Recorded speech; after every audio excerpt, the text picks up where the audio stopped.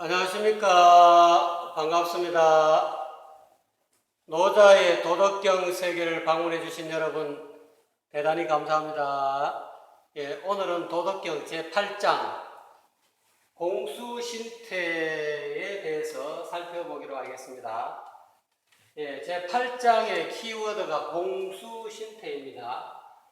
공과 덕을 또는 공명을 다 이루고 난 뒤에 자기 몸은 물러난다 하는 그런 내용입니다. 키워드가 공수신태입니다.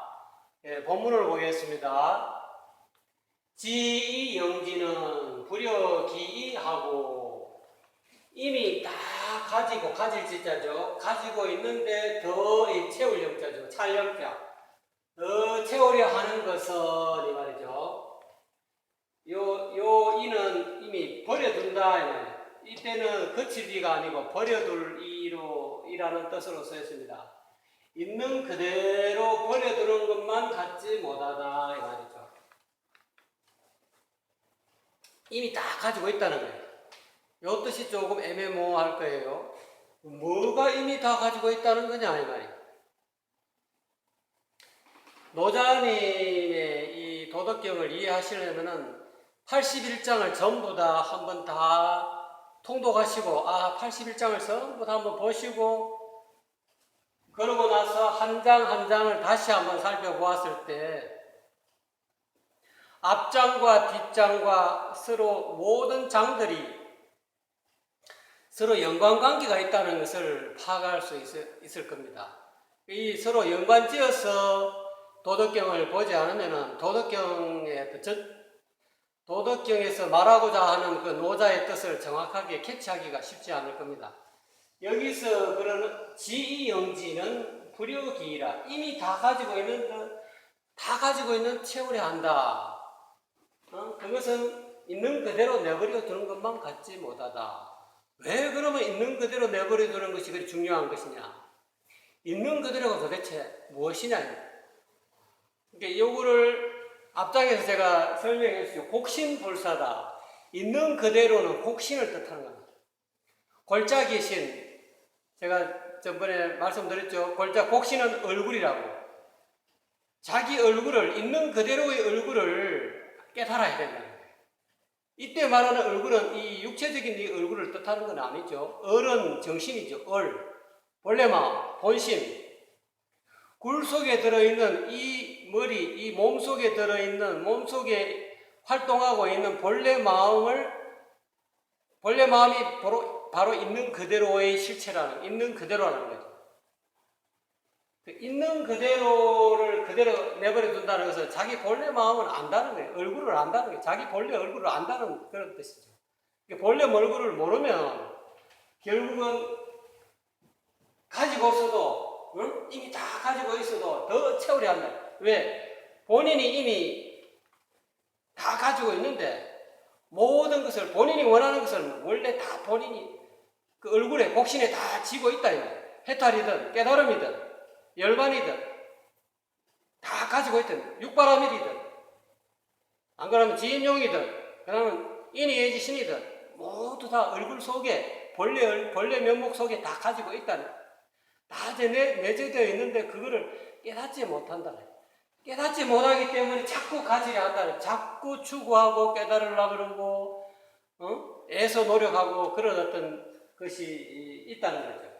그러면은 왜 그러면은 가지고 있는데 더 채우려고 하는가? 그거를 불가에서는 무명이라고 해요. 무명. 없을 무자, 밝은 명자. 밝음이 없기 때문에 자꾸 가지려 한다는 거예요. 자기 속에 이미 다 모든 상나 과정의 그런 어떤 그 열반의 어떤 해탈의 경지가 다 본래 자기 한마음 속에 다 구족되어 있다는 거예요. 그 사실 자체를 모른다는 거예요. 이거를 노자님은 곡신이래요. 곡신, 다른 말로 얼굴이죠. 곡신을 모른다는 거예요. 무명이라는 것은 곡신을 모른다는 거죠. 달리 말하면 일장에서 이야기하면 중묘지문을 모른다. 이렇게 중묘지문을 모르는 것이 무명이다. 이렇게 이야기하죠. 이게 유불선을 지금 통합해서 지금 설명하는 겁니다. 불교에서 이야기하고 있는 무명은 복신, 노자님이 말씀하신 이 복신을 모른다는 거예요. 또 그리고 이거를 유가적으로 해석하면은 대학 지도는 명덕을 모른다는 거예요. 밝은 덕을 사람마다 다 가지고 있는 밝은 덕을 밝힐 줄 모른다는 거죠. 명 앞에 또 명자가 붙죠. 명덕을 밝힐 줄 모르니까 무명이 된다는 거예요. 쉽게 말해 자기 명덕을 모른다. 자기 본래 얼굴을 모른다는 거예요. 곡신불사 또는 현빈지문.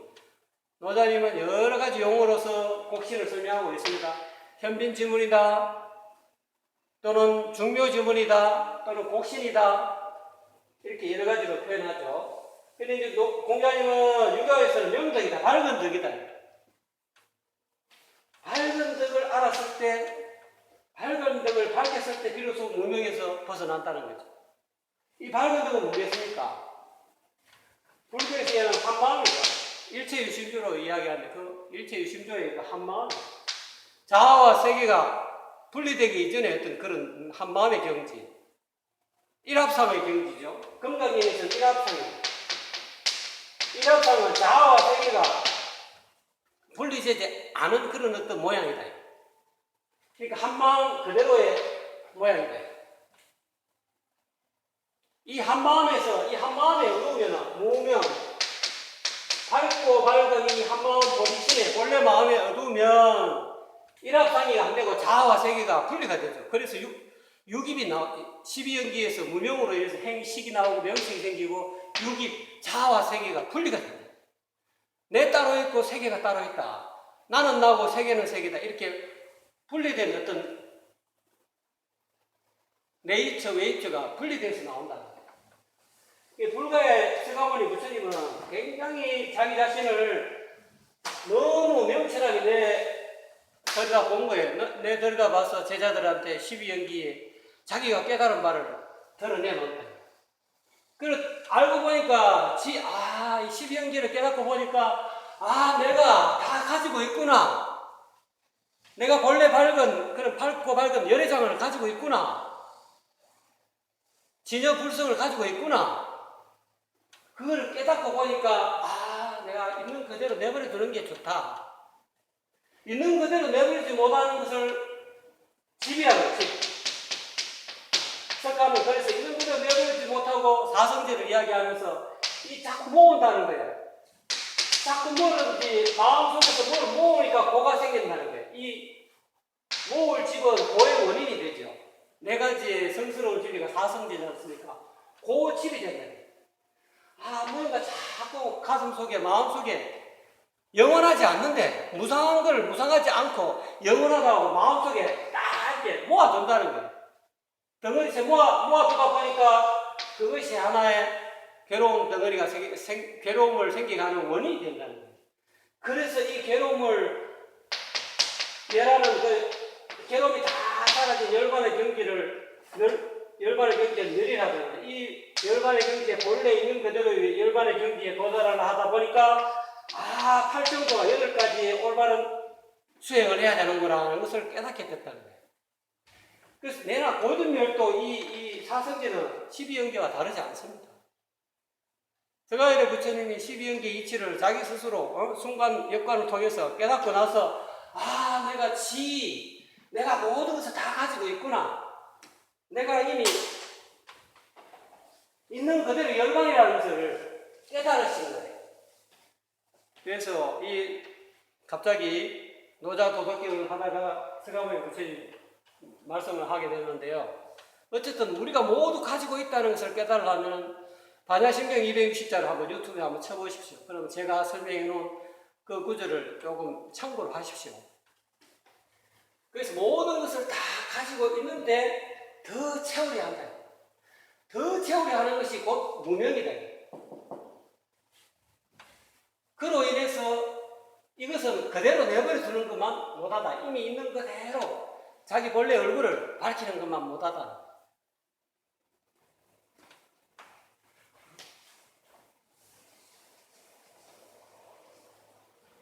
있는 그대로 내버려 둔다는 것은 자아와 세계를 분별하지 않는다는 거예요. 무명으로 인해서 자꾸 행이 생긴다는 거예요. 자꾸 마음속으로 조작한다는 거예요. 조작하면서 나가 있고 세계가 있고 너가 있고 세계가 있고 자꾸 이 자아와 세계를 잘 분별하는 그런 어떤 조작작용을 행위하는 거예요. 그러고 인해서 또 식이 생기죠. 아르마리가 생긴다.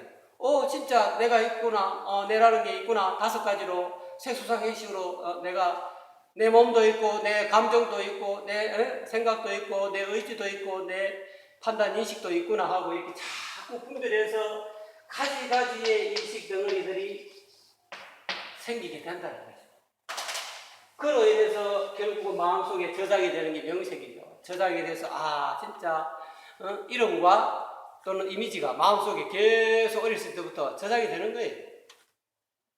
저장이 되다 보니까 내가 바라보는 것을 처음부터 내 마음속에 저장된 그런 어떤 언어, 체계, 명색으로 인해서 내가 모든 판단의 기준이 됩니다. 그러다 보니까 육내입체가 생기고 육외입체가 생겨서 요거는 나고 요거는 내 아닌 다른 바깥에 있는 세계다. 이런 어떤 의식 상태가 형성돼서 그것이 계속 반복 순환하다 보면은 이제 촉이 생긴다.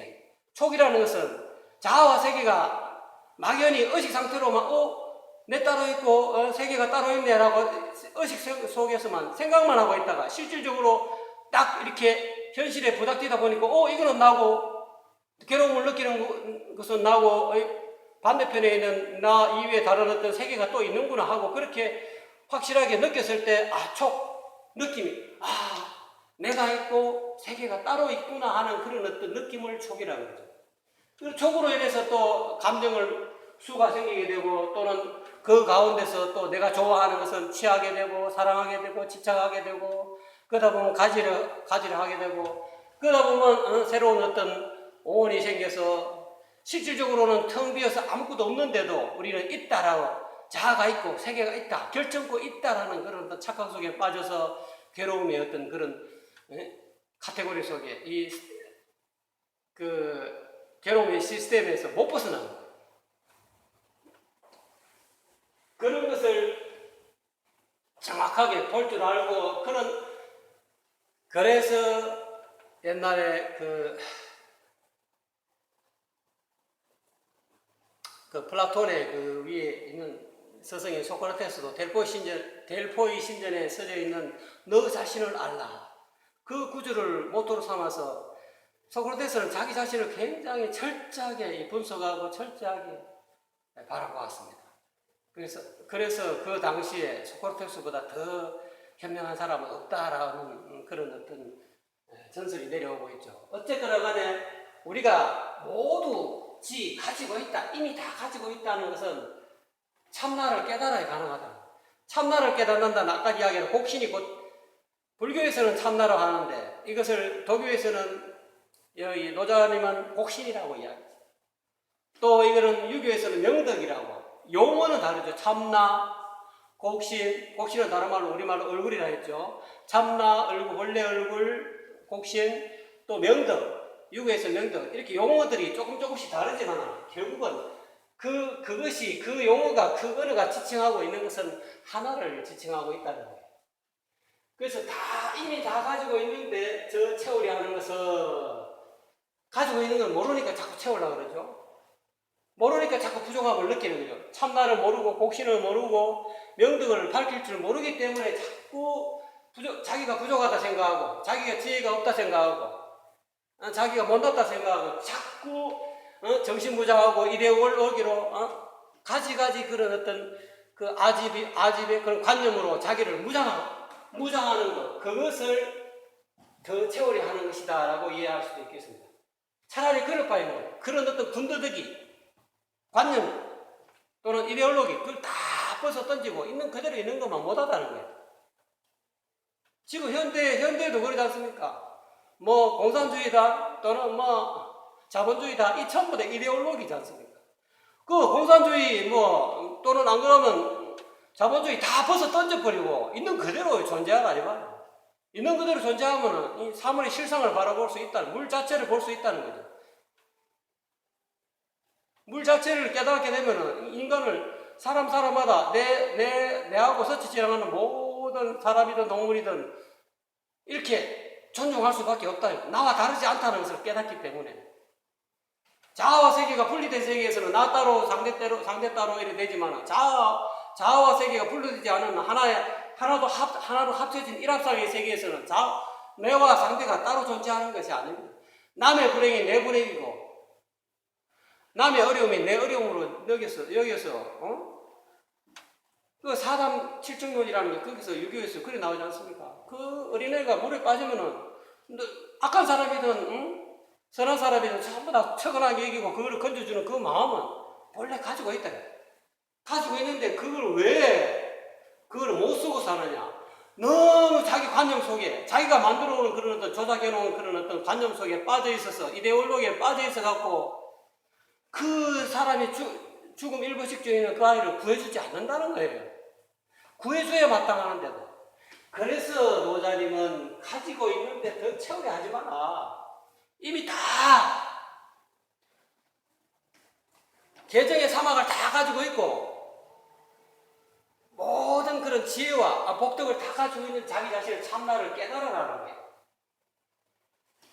그래서 이것을 요 구절을 황석공 소설하는 그 책에 황석공이라는 것은 장량의 스승이죠. 중국의 진나라 말기 이제 한나라가 이제 유방이 한나라를 통일하면서 장량이 출현하게 되고 한신도 출현하게 되죠. 근데 장량이 만난 사람이 황석공을 만났습니다. 황석공을 만나가지고 얻은 책이 황석공 소설이라는 책입니다. 이 황석공 소설에 나와 있는 6음절 구를 요 구절을 지영지 불효기이를 황석공 소설식으로 한번 인용해서 한번 표현하겠습니다. 황석공 소에서는 길 막기로 지족이라. 이 세상에서 가장 대기란 것은 족함을 아는 것보다 더 길한 것은 없다. 내가 만족하다. 내가 참나를 깨닫고 보니까 내가 이미 다 가지고 있네. 내가 이미 부처였네. 내가 이미 있는 그대로 열반이었네. 열반을 추구할 필요가 없었네. 해탈을 추구할 필요가 없었네. 그런 것을 깨닫는 것을 지족이라고 해요. 족함을 한다. 내가 이미 다 가지고 있는데. 옛날에 그 선사 어렵 것들 보면 어떤 사람이 봄을 찾아서 겨울에서 초봄 들어가는 그 입구에 너무 추우니까 이 봄이 여기 말고 여기는 춥고 추운 겨울인데 도대체 어디에 봄이 있는가 싶어서 산을 헤매다가 다시 딱 몇 개월 뒤에 한두 달 뒤에 돌아와 보니까 자기 집들에 매화꽃이 피었더라 이 말이야. 봄을 찾아 돌아다녔는데 알고 보니까 자기 집안에 이미 봄이 왔더라는 거예요. 그거를 지족이라고 해요. 그거를 내가 멀리서 찾았구나 봄을. 또 다른 비유로서 이야기하면 옛날에 역사라는 아주 그냥 힘센 그런 역사가 있었는데 그 역사에는 이 이마에 아주 밝은 구슬이 박혀 있었던 역사였는데 그 역사가 자기는 밝고 밝은 아주 온 세상에서 가장 밝은 그런 지혜의 구슬을 찾아 다녔대. 자기 이마에 꼽혀 있는지도 모르고 찾으러 다녔어요. 한참 수십 년을 따라다녀도 진짜 밝고 밝은 그런 어떤 지혜의 구슬을 찾지 못했어요. 그러다가 선지식을 만나서 한숨을 푹푹 쉬니까 그 선지식은 당신은 도대체 왜 이렇게 전국을 전 세계를 이렇게 돌아다닙니까? 저는 이 세상에서 가장 밝고 밝은 이 지혜의 구슬을 얻기 위해서 이렇게 돌아다니는데 지금까지 수십 년 동안 돌아다니도 아직까지 그 밝고 밝은 지혜의 구슬을 찾지 못했습니다 하니까 그럼 내가 자네에게 그 밝고 밝은 지혜의 구슬을 가르쳐줘도 되겠나? 그러면 너무 땡큐죠. 너무 감사합니다. 꼭 반드시 가르쳐 주십시오 하니까 그 신선이 선지식이 손가락으로 다 이마에 일지점을 전하면서 바로 네 이마에 여기에 이미 박혀 있는데 어디에서 밝은 구슬을 찾아 다녔단 말인가. 이제부터는 두 번 다시 밖으로 돌아다니지 말고 네 이마에 박힌 그 밝고 밝은 그런 지혜의 구슬 이슬이 너 몸에 있으니까 그거를 늘 밝히라고. 그러자 그 역사가, 힘 좋은 역사가 너무 감사하며 내가 이제까지 내가 내 몸에, 내가 내 자신에게 이미 구족에 있는 이 밝고 밝은 지혜의 곳을 모르고 밖으로만 쫓아다녔다고. 내가 먼 데서 구하지 말고 내 자신에서 구해야 되는데, 너무 그래도 큰 가르침을 주셔서 고맙습니다 하고 저를 극복했다 하고, 그 다음부터는 두 번 다시 밖으로 그 지혜의 구슬을 쫓아다니지 않았다는 그런 이야기가 있습니다. 그와 똑같은 의미죠. 이미 다 가지고 있는데, 이미 사람마다 다 지혜의 밝은 구슬을 가지고 있는데, 더 깨달으려고 하는 것은, 더 채우려 하는 것은 있는 그대로 내버려두는 것만 못하다. 두 번째 구절, 추의 예지는 불가장본이라. 이 춘다는 때릴 추자 또는 두드리고 따듬는다 이런 뜻이죠. 두드리고 따듬어서 날카롭게 하는 것은 불가장본이라 한 것은 오래 유지할 수가 없다. 이건 뭐 이미 다 가지고 있는데, 이미 다 그 본래의 참나를 가지고 있고, 곡신을 다 누구든지 얼굴을 가지고 있고, 현빈지문을 지니고 있고, 명덕을 다 지니고 있는데, 이거를 모르니까 자꾸 이거를 발견하고 이거를 깨달으려고 두드리고 따듬고 날카롭게 자기 지혜의 칼을, 분석력을 키우고 지혜력을 키우고 여러 가지 논리력을 키우고, 이렇게 자기 나름대로 이렇게 두드리고 따듬어서 날카롭게 이 생각을 아주 이렇게 논리적으로 정연하게 자꾸 해서 그 본래 마음을 찾으려 하는 것은, 그렇게 해서 얻은 어떤 결과물은 오래 갈 수가 없다는 거예요. 왜 오래 갈 수 없겠습니까? 자기는 이 분별하는 이 자기 분석력으로 또는 논리력으로 분석해서 막 두드리고 다담아서 자기 마음속에서 편집해가 생각으로 편집해가지고 딱 내놓은 결론이 잠시 잠깐 마음에 들지 모르겠지만, 또 세월이 지나가면 거기다 시들해져요. 내가 이렇게까지 열심히 노력해서 만들어 놓은 이 하나의 개념이 저 정도밖에 안, 이거보다 좀 더 높은 개념에 좀 더 높은 깨달음, 어떤 그런 개념적인 어떤 뭔가 없을까 하고 또 찾으러 또 추구하게 된다는 거예요. 아무리 좋은 그런 어떤 관념적인 그런 지혜를, 이데올로기적인 그런 지혜를 구해도 결국은 만족할 수 없다는 거예요. 그래서 추의 예지가 그런 뜻이라고 볼 수 있겠습니다.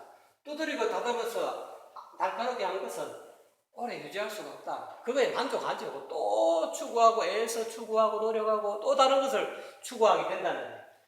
그걸 황석공 소서 유건절구로 해석해 보면요, 고막고의 다원이라. 이 세상에서 괴로움이라는 것은 많이 바라고 애써 원하는 것보다 더 고통스러운 것은 없다. 그래서 황석공이 장야에게 가르치면 이 세상의 모든 괴로움은 너무 많이 원한다는 거예요. 다원, 욕심이 많다는 거예요. 이 욕심을 내려놔야 되는데, 추구하고 애써 노력하려고 그러고 애써 뭔가 이렇게 이루려고 하고 그런 것을 다 내려놔야 되는데, 그거 안 내려놓기 때문에 고통스럽다는 거예요. 세 번째 볼까요? 거목만당이면 막지능수하고. 황금과 구슬이 집에 가득 황금과 옥으로 집을 가득 채우면 이런 뜻이죠. 거목만당이면 막지능수하고, 능히 지킬 수가 없고. 왜? 부귀영화, 거목은 이 세상 사람들이 전부 다 추구하는 거기 때문에 도적이 생긴다는 거예요.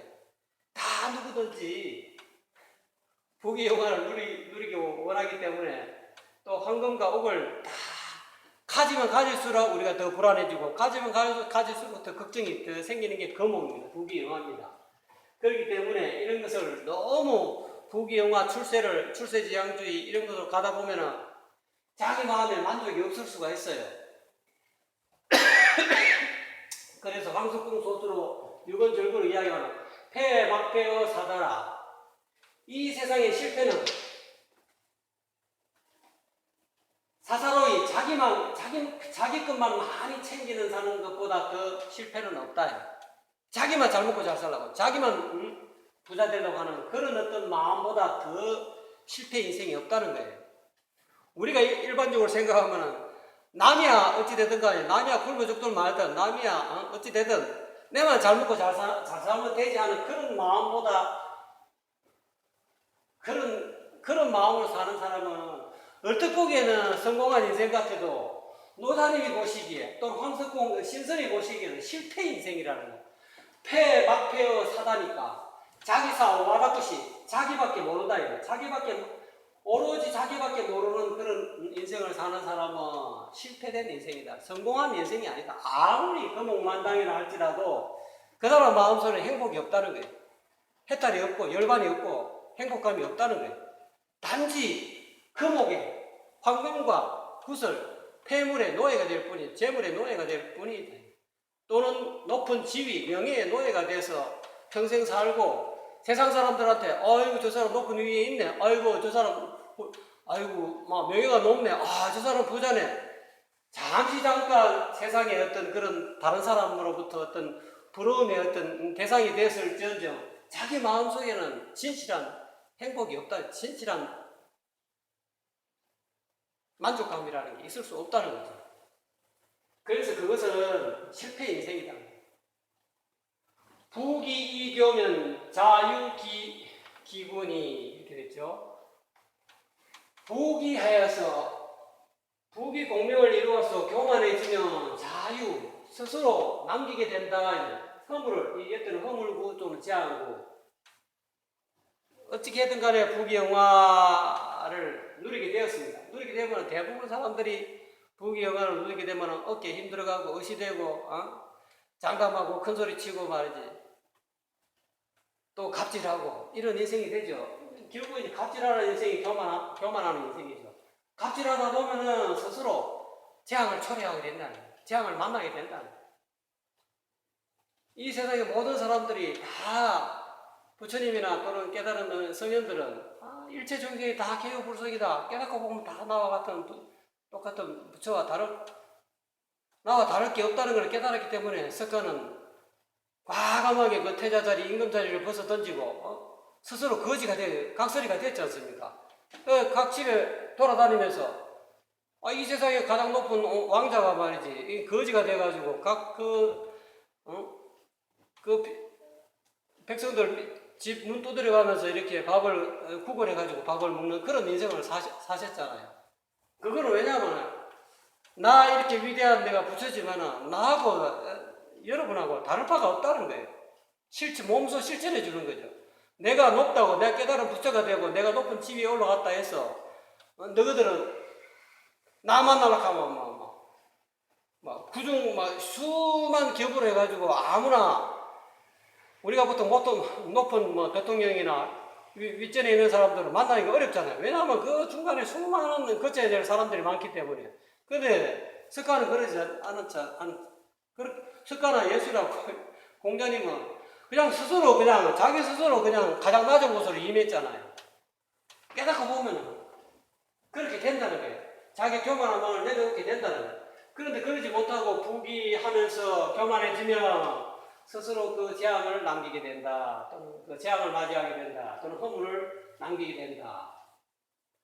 그래서 이에 관련된 일화를 보면은 노노의 하기편에 보면은 공자님의 제자 자공이 하루는 공자님한테 질문을 합니다. 공자님, 스승님, 가난하면서도 아첨하지 않는 사람하고 부귀하면서도 교만하지 않는 사람은 그런 사람은 어떻습니까? 하고 물으니까 공자님의 대답이 그렇게 사는 사람 훌륭하지. 훌륭한 삶이야. 그러나 가난하면서도 돈을 즐길 줄 알고 극기복리 쉽게 말하자면 안 빈낙도 할 수 있다는 거죠. 가난해도 자기 양심을 실천하는 그런 삶을 살 수 있거나 안 그러면 부귀하면서도 극기복리를 좋아한다. 자기가 높은 자리에 있고 돈을 많이 가지고 있어도 극기복리한다. 자기를 이겨서 예로 돌아간다. 그런 인생을 사는 것만 못하다. 이렇게 대답을 했다고 합니다. 어쨌거나 간에 우리가 부귀할수록 석가처럼 자기 자신을 더 낮추고 교만하지 말아야 된다. 근데 이제 공자님 말씀은 부귀하면서도 부귀 자체를 그렇다고 해서 부귀한 사람 질투하라는 것도 아니고 무시하라는 게 아니고 부귀하면서도 예를 내가 부귀한 입장에 있는데도 자기 자신을 낮춘다니, 겸손하고 겸양하고, 내가 아무리 높은 지위에 있고 아무리 내가 돈을 많이 가지고 재물을 많이 가지고 있더라도 가지고 있지 않고 빈천한 사람을 보았을 때는 그 사람을 나와 똑같이 여긴다는 거예요. 공자님도 그랬고 예수님도 그랬고 석가의원의 부처님도 늘 그랬잖아요. 자기 자신을 낮추고 밖으로 들고 나무 집에 가서 동량을 얻는 그런 자기 자신을 눈높이를 낮춘다는 거죠. 그래서 이거를 황석공 소수의 6원절구로 표현하게 되면 고막고 자시라. 이 세상에서 가장 고독한 사람은 자기 자신이 잘났다고 자랑하는 사람 그보다 더 고독한 사람은 없다는 거예요. 자기가 부귀하다고 자기가 잘났다고 많이 알고 현명하다고 자기 스스로 자랑하고 뽐내고 의시되고 잘난 체하고 그런 것보다 더 고독한 사람은 없다는 거예요. 자, 그리고 마지막 구절을 봅시다. 공수신태는 천지돈이라. 그러므로 인해서 공과 덕을 공명을 다 이루면 모든 공명을 이루었다 이 말이에요. 공명을 이루면 몸을 물러나는 것이 곧 하늘의 이치다. 이것은 그 진나라 말기 또는 한나라 그 초한지에 보면은 초나라의 항우와 한나라의 유방이 서로 중국이라는 나라를 놓고 이렇게 세력을 다툴 때 그때 한나라에 장량이 있었고 한신이 있었지 않습니까? 한신도 훌륭하고 지략이 뛰어난 그런 어떤 장군이었지 않습니까? 또 장량은 또한 유방이 한나라가 중국을 통일할 수 있게끔 뒤에서 참모 역할을 해준 그런 어떤 장자방 역할을 했지 않습니까? 그런데 장량은 나중에 한나라 유방이 천하를 통일하고 나서 자기는 모든 공과 덕을 다 이루고 나서 이제 저는 이제 시골 가서 편하게 쉴랍니다 하고 자기는 나왔기 때문에 장량은 살아났어요. 그런데 한신은 그렇지 못했습니다. 그래서 한신은 그 최후가 좀 어떻게 보면 좀 비참하다 할 수 있는 그런 최후를 맞이하고 장량은 이 공수신태한 거예요. 공명을 전부 다 이루고 자기는 그 공명을 누리고 갑질할 만한데도 신태에 자기 몸을 물러나서 사라져갖고 그 황석공과 더불어 신선의 도수를 익히고 유유자적하게 살다가 갔다 하는 그런 일화가 있듯이 어쨌든 노자님의 이런 사상도 공수신태의 사상이다. 이 공수신태의 사상은 제 8장에서 이야기하고 있는 약수기도 8장의 키워드가 약수기도였죠. 물과 같이 살면은 도에 가깝다. 물은 모든 것을 이루고 물건을 이루고 공을 이루고 자기 자신은 다 사라져 버리잖아요. 또 그리고 물은 가장 아래, 남들이 다 싫어하는 아래에 거처한다 했지 않습니까? 그와 같이 이 노자님은 8장에서 한 약수 기도에 또는 상선은 약수다 또는 상선은 약수다 가장 최상에서는 물과 같다 하는 그런 어떤 구절을 제 9장에서는 거의 8장이나 9장의 내용의 어떤 의미는 거의 비슷합니다. 그런데 9장은 현실 세계, 인간 세계에 와서 일어날 수 있는 그런 것을 한 번 더 언급했다 할까요? 근데 그 8장이나 9장이나 그 안에 내용, 그 8장 9장 안에서 이야기하고 싶은 노자의 어떤 의미는 같은 의미를 하겠죠. 공을 이루면은 몸을 물러나라. 다 회양을 시켜라. 내가 잘나서 이 공과 덕을 이룬 게 아니고 다 여러분의 덕이다 하고 회양시키라는 거예요. 불교 용어로 이야기하면. 이제 그거 용어로 이야기하면은 노자의 도덕경 용어로 이야기하면 공수신태다. 공을 이루고 공과 덕을 이루고 나서는 전부 다 몸을 물러난다. 또는 약수기도다. 이렇게 살아야 편안한 삶이 되고 노자의 입장에서 보면 훌륭한 그런 최상의 어떤 인생이 될 수 있지 않느냐 하는 그런 가르침이었습니다. 수고하셨습니다.